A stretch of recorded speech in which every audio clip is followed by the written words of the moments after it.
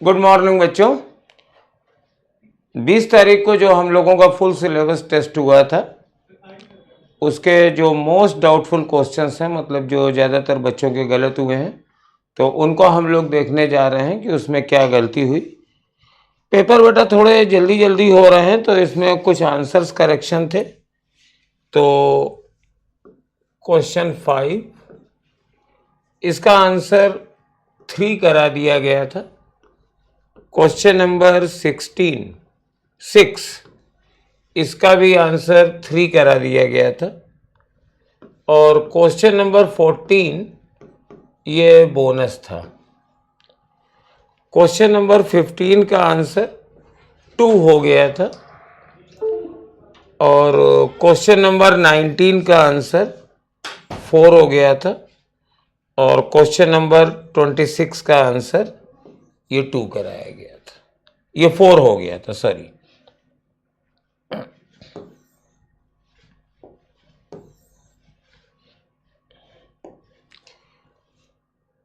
इसका आंसर 4 करा दिया गया था। तो ये चेंजेस थे। वैसे हमने इसको टेलीग्राम में भी शेयर कर दिया था, बाहर भी लिख दिया था, तो प्लीज़ नोट दैट। अब हम लोग इसके जो क्वेश्चंस हैं वो करते हैं। ये देखिए क्वेश्चन नंबर 26 है। इसमें ज़्यादातर बच्चों को कंफ्यूजन क्यों हो रहा है? एक्चुअली देखिए ये 2 वेव्स हैं और वो सेम मीडियम में चल रही हैं। जब ये सेम मीडियम में चल रही हैं तो मीडियम की डेंसिटी भी सेम होगी। भाई एक ही मीडियम है, दोनों सेम मीडियम में प्रोपेगेट कर रही हैं। और साथ में इनकी वेलोसिटी भी सेम होगी। आप चेक कर सकते हो, वेव की वेलोसिटी होती है ओमेगा बाई के। तो ये ओमेगा है, ये के है, 2 पाई तो दोनों में कॉमन है और दोनों का रेशियो सेम है। मतलब दोनों वेव्स जिस मीडियम में प्रोपेगेट कर रही हैं उनमें वेव की वेलोसिटी भी सेम है, डेंसिटी भी सेम है। और इंटेंसिटी का फॉर्मूला आप लोगों को याद होगा, I is equal to 2 pi square amplitude square frequency square rho into v. तो 2 पाई स्क्वायर ए स्क्वायर और एन स्क्वायर की जगह लिख सकते हो ओमेगा बराबर होता है 2 पाई एन। तो एन की जगह लिख सकते हो ओमेगा अपॉन 2 पाई। तो omega square upon 4 pi square rho into v. तो पाई स्क्वायर कट जाएगा। ये फॉर्मूला बना A square omega square rho into v upon 2। अब इसको ध्यान से देखना, रो और वी तो दोनों वेव के लिए सेम है, same medium same speed, but different A और ओमेगा है। एम्पलीट्यूड दोनों के अलग हैं और ओमेगास भी दोनों के अलग हैं। तो इंटेंसिटी का ratio I1 upon I2 is equal to amplitude के रेशियो का स्क्वायर और ओमेगा के रेशियो का स्क्वायर। और जब इसको सिंप्लीफाई करेंगे तो ये दोनों नीचे डिनोमिनेटर में 2 आएगा। तो 1/4 इंटू 1/4 इज इक्वल टू 1/16। तो इसमें आगे से कंफ्यूज नहीं होना है बच्चों, ये इसको ध्यान रखेंगे हमेशा। अब देखिए नेक्स्ट डाउटफुल क्वेश्चन पे चलते हैं। Delta Q, delta U, delta W represent heat added change in the internal energy and work done in a close cyclic process. तो साइक्लिक प्रोसेस में हमें मालूम है कि अगर हम इसका इंडिकेटर डायग्राम बनाएं तो जैसा भी बने, जिस टाइप की साइकिल हो, एक ऐसे सिंपल साइकिल बना लेते हैं। तुम्हारी कार्नो इंजन वाली साइकिल ऐसे बनती है, but it is always a close curve. और क्लोज कर्व में बेटा डेल्टा यू बराबर 0 होता है। तो delta U is equal to 0 due to the cyclic process and delta Q and delta W, अगर हम थर्मोडायनेमिक्स का फर्स्ट लॉ लगाएं फिजिक्स में, तो delta Q minus W is equal to delta U, तो ये तो जीरो ही है, तो delta Q is equal to W, net heat transfer from the system is equal to work done. और इसमें तो कोई डाउट ही नहीं था, जल्दबाजी में हो सकता है गड़बड़ हो गया हो। नेक्स्ट क्वेश्चन देखिए, there are n-1 charges of magnitude q are placed at the vertices of a polygon out of n vertices, each of arm length L.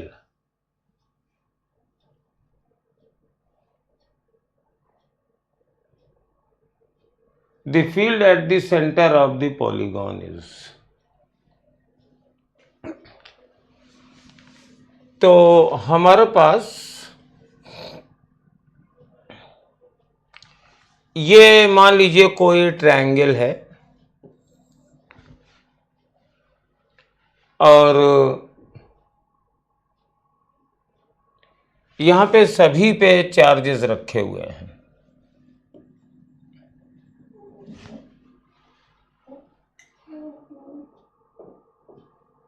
तो Q Q Q, तो एक बहुत ही सिंप्लीफाइड रिजल्ट है कि हमारे पास ये जो सेंटर पे फील्ड होगी ये जीरो होगी, क्योंकि देखो इसकी फील्ड ऐसे होगी, इसकी फील्ड ऐसे होगी, इसकी फील्ड ऐसे होगी, और चूंकि ये सेंटर है तो ये सारी डिस्टेंसेस बराबर होंगी, फील्ड्स भी बराबर होंगी, और रेगुलर पॉलीगॉन होने के नाते ये सारे वेक्टर्स भी बराबर होंगे, एंगल्स भी बराबर होंगे, तो resultant will be zero here. अब आप क्या करोगे कि अगर सभी चार्जेस फुलफिल होते तो ये जीरो होता, ये जीरो होती फील्ड, लेकिन एक नहीं है, तो अब इसको क्या करेंगे, सपोज ये नहीं है, अब हमें नेट फील्ड निकालनी है, तो हम क्या करेंगे, यहां पर एक Q और माइनस Q और रख देंगे, दोनों रख दिए। अब देखो इन तीन का कॉम्बिनेशन तो जीरो दे देगा, जो फील्ड बचेगी वो माइनस Q की वजह से बचेगी, तो इधर की वजह से फील्ड आ जाएगी। तो यहाँ पे ये ट्रायंगल हो, स्क्वायर हो, रेक्टेंगल हो, कुछ में ये चलेगा, सब में ये चलता है। अगर n-1 वर्टिसेस पर चार्जेस हैं तो अगर nवे पे भी रख दोगे तो जीरो हो जाएगा, और तुम दो, लेकिन जीरो तो नहीं था, फील्ड जीरो हो जाएगी, और वहाँ पे Q और माइनस Q रखेंगे तो ये इन सब का कॉम्बिनेशन जीरो हो जाएगा। तो सपोज ये मेरे पास n साइड का पॉलीगॉन है, ऐसे डॉटेड कर देता हूँ, और सब जगह मान लीजिए चार्ज Q Q Q है, यहाँ पे नहीं है, तो हमने यहाँ पर दोनों चार्जेस रख दिए, Q भी रख दिया और एक माइनस Q भी रख दिया, दोनों रखने का मतलब है नेट चार्ज जीरो है, तो Q Q Q का कॉम्बिनेशन फील्ड जीरो देगा और माइनस Q की वजह से सिर्फ फील्ड बचेगी। और अगर ये डिस्टेंस L है तो 1/4πε0 Q बाई L स्क्वायर, और ये टूवर्ड्स दी वर्टिसेस होगी, और ये डिस्टेंस फ्रॉम दी सेंटर ही है, क्योंकि अगर मेरे को आर्म लेंथ दी होती, यहाँ पर थोड़ा सा ये पुराने पेपर से क्वेश्चन उठाया गया था, तो आर्म ऑफ लेंथ था तो लेंथ L था, बट आपको सोचना चाहिए कि यही लेंथ L होगी, क्योंकि अगर ये L ये वाली साइड अगर आप मान के चल रहे हो तो फिर तो देना पड़ेगा, तब ये रिलेशन हो जाएगा, कितना हो जाएगा। तो अगर वैसे इसमें से मोस्ट करेक्ट भी हम चूज करें तो चूंकि एक पे नहीं है तो जीरो तो नहीं होनी चाहिए, और n टाइम्स भी नहीं होगी, n-1 टाइम्स भी नहीं होगी, कुछ कैंसिल होंगी, तो यही मोस्ट अप्रोप्रिएट आंसर है। नेक्स्ट क्वेश्चन चलते हैं, PN junction diode is used as. अब ये बच्चों ने क्यों गलत किया, देखो रेक्टिफायर की तरीके से यूज होता है, हम लोगों ने पढ़ा भी है, फुल वेव रेक्टिफायर और हाफ वेव रेक्टिफायर, है ना, तो पीएन जंक्शन डायोड इसी तरीके से यूज होता है और ये दोनों ट्रांजिस्टर की प्रॉपर्टीज़ हैं, एम्पलीफायर और ऑसिलेटर। और जब इसको मॉड्यूलेट करते हैं तो कुछ पीएन जंक्शंस, कुछ ट्रांजिस्टर्स वगैरह का कॉम्बिनेशन बनाते हैं। तो मॉड्यूलेटर वाज इन, पहले इलेक्ट्रोमैग्नेटिक वेव में था और फिर उसके बाद कम्युनिकेशन में था। और ये दोनों चैप्टर तो कम्युनिकेशन, इलेक्ट्रोमैग्नेटिक वेव से हटा दिया गया है, कम्युनिकेशन नीट के कोर्स में नहीं है, तो इसको जानने की ज़रूरत नहीं है। आइए नेक्स्ट क्वेश्चन में आते हैं। ये सैटेलाइट रिवॉल्व कर रहा है around the earth an elliptical orbit, its speed will be. तो सबसे पहले हम लोग एक इलिप्टिकल ऑर्बिट बना लेते हैं। ये देखो, ये इलिप्टिकल ऑर्बिट बना लिया हमने और इसके एक फोकस पर हम सन रख देते हैं। तो बढ़िया, ये सन हमने बना दिया। अब इसके ऊपर कोई सैटेलाइट चल रहा है, तो एक सैटेलाइट बनाते हैं। सपोज ये सैटेलाइट बनाते हैं, तो सैटेलाइट पर अर्थ की ओर एक ग्रेविटेशनल फोर्स लगेगा। सपोज अगर ये डिस्टेंस r है तो ये फोर्स की वैल्यू हो जाएगी, ये फोर्स F की वैल्यू हो जाएगी g मास ऑफ सन, ये m है भाई, और mass of satellite upon r square. और ये जैसे जैसे आएगा तो ये फोर्स हमेशा सन की ओर ही लगेगा।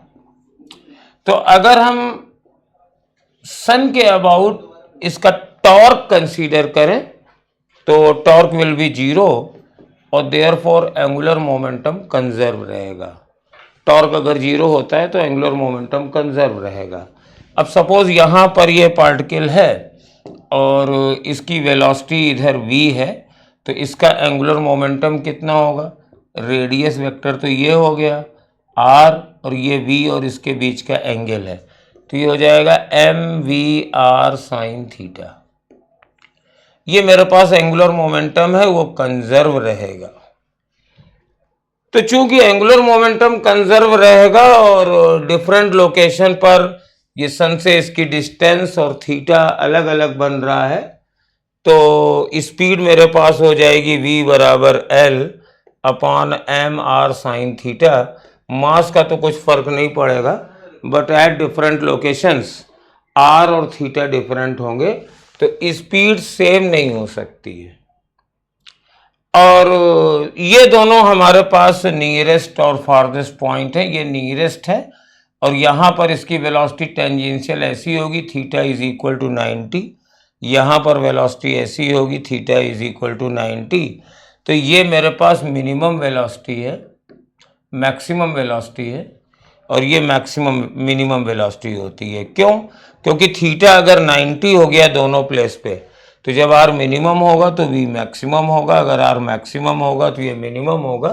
तो इस स्पीड विल बी ग्रेटेस्ट, पहला तो गलत हो गया, speed will be greatest when it is closest to the earth. Nearest point पर स्पीड मैक्सिमम होगी और ग्रेटेस्ट जब फॉरदेस्ट पॉइंट पर होगी तो ये गलत है, क्योंकि ये स्पीड मिनिमम होगी।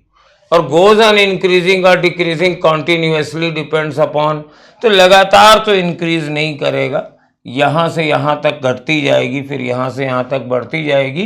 And there is no relation with mass of the satellite, क्योंकि हमें मालूम है कि यही फोर्स बनता है। तो ये बेसिकली ये स्पीड सन के मास पे डिपेंड करती है, इसके मास पे डिपेंड नहीं करती है। Temperature of the Bhakra dam water, तो ये एनसीईआरटी के थ्योरी का क्वेश्चन है और इसके लिए थोड़ा सा डैम चाहिए। तो डैम क्या होता है? पानी को रोक दिया जाता है। तो डिफरेंट नहरों से और जगह जगह से पानी ड्रेनेज से ऊपर से आकर के गिरता है।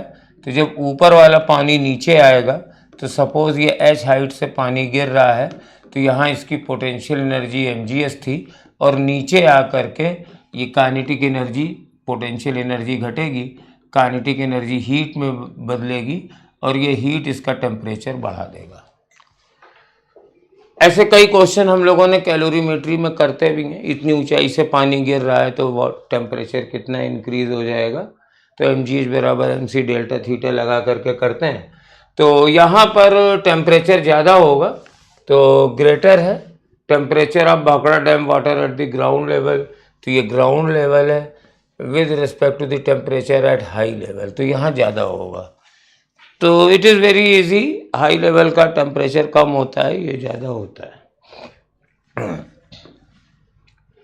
फॉर गिवन रेशियो, तो देखो ये हिंदी अंग्रेजी में अलग अलग था, तो अंग्रेजी वाले में है this whole angle is 60, this angle is 30, तो tan 60 is equal to velocity of b and tan 30 is equal to velocity of a, तो va upon vb is equal to tan 30 1/√3 और tan 60 √3, तो दैट इज़ 1/3। ये बहुत ही जल्दी से, मतलब जल्दी में गलत हुआ होगा, ये कोई कठिन क्वेश्चन नहीं है। In the solar system which is conserved, तो सोलर सिस्टम की जब बात करते हैं तो एक सन होता है और इसके चारों तरफ प्लैनेट ये घूम रहा है, और इलिप्टिकल ऑर्बिट में प्लैनेट घूमते हैं, हम लोग जानते हैं।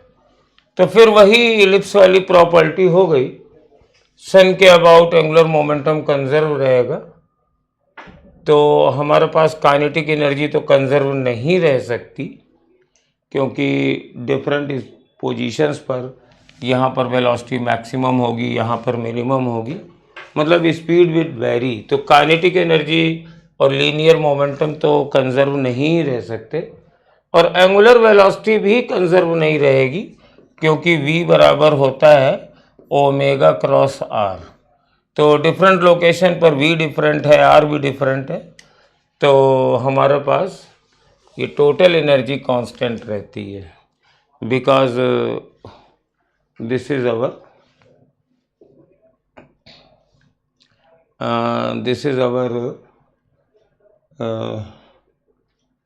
Conservative force. ठीक है, कुछ बच्चों का ये कहना था कि जब सर एंगुलर मोमेंटम कांस्टेंट है तो एंगुलर वेलोसिटी क्यों नहीं कांस्टेंट होगी, क्योंकि L बराबर आई ओमेगा होता है। तो मेरे बच्चों, L बराबर आई ओमेगा का फार्मूला काफ़ी छोटा सा है, वो अपनी spinning centre of mass axis के अबाउट होता है।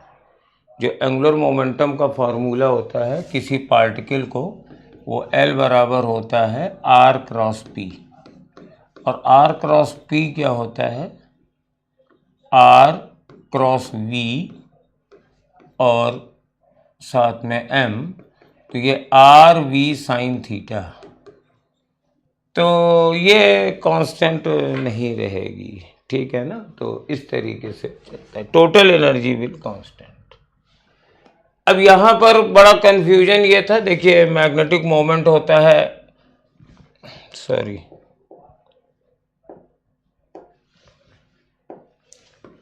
m बराबर magnetic moment, number of turns into current into area vector,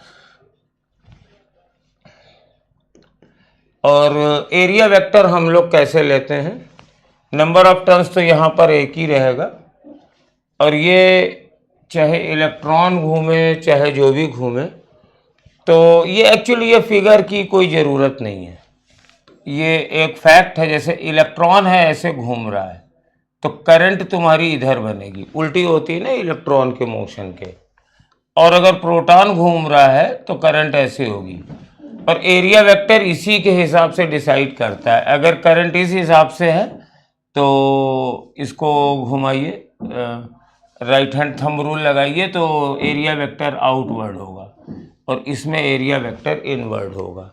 तो मैग्नेटिक मोमेंट और करंट तो स्केलर होती है, लेकिन करंट के सर्कुलेशन के हिसाब से मैग्नेटिक मोमेंट में एरिया वेक्टर डिसाइड होता है। तो n तो 1 हो गया, और I जितना होगा तो करंट बराबर जानते ही हो, Q अपॉन T होता है, तो E अपॉन टाइम पीरियड, और ये एरिया वेक्टर की डायरेक्शन हो जाएगी, इसमें माइनस साइन नहीं आएगा। बस कंफ्यूजन क्या है कि हमारे पास जो फार्मूला दिया हुआ है वो EVR अपॉन M करके 2 करके कुछ देते हैं, तो इस वाले फार्मूले में हम मैग्नेटिक मोमेंट की वेलोसिटी लेकर के कैलकुलेट करते हैं। बट अगर ये इस तरीके से दिया है तो ये सिंपल रिजल्ट इसमें है। Area vector is defined in terms of current in case of magnetic moment, not in case of velocity, जैसा कि हम एंगुलर मोमेंटम वगैरह में करते हैं। अब ये सीजीएस सिस्टम है तो फॉर्मूला लगा लो, y बराबर फोर्स अपॉन एरिया और into L upon delta L।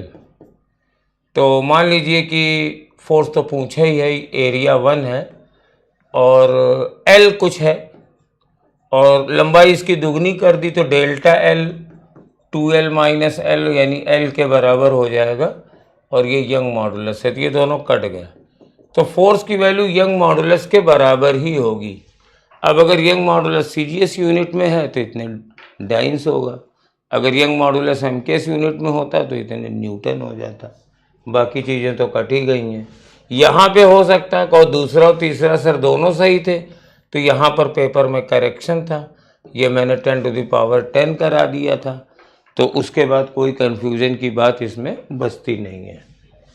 तो ये हमारे 10 मोस्ट डाउटफुल क्वेश्चंस थे और बेटा पेपर बहुत ज़्यादा हो रहे हैं, जल्दी जल्दी हो रहे हैं, तो टाइपिस्ट थोड़ा नया था तो आंसर इतने चेंज इसलिए हुए कि देखिएगा सॉल्यूशन में आंसर सॉल्व तो सही हैं बट ऑप्शन गलत थे, तो जितने चेंजेस हुए हैं वो हमने पहले ही बता दिए थे।